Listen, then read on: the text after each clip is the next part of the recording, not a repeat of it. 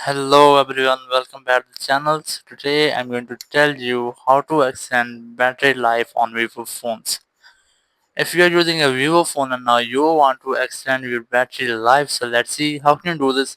For this you just have to open your phone settings. In phone settings just scroll down and look for battery. Here's the battery, just tap on it, and here just scroll down again, and here you will get all the battery usage of your phone. So you just have to stop the background battery usage of all the apps.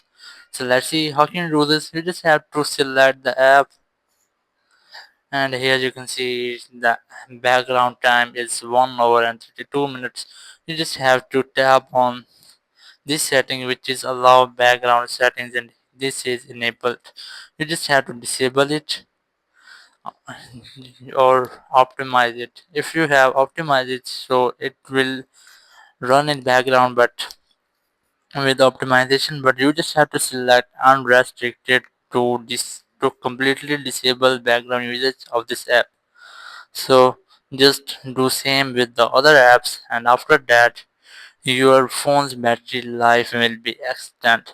So that's how you can easily extend battery life of your Vivo phone. Thank you very much for watching the video. Until next video, bye bye.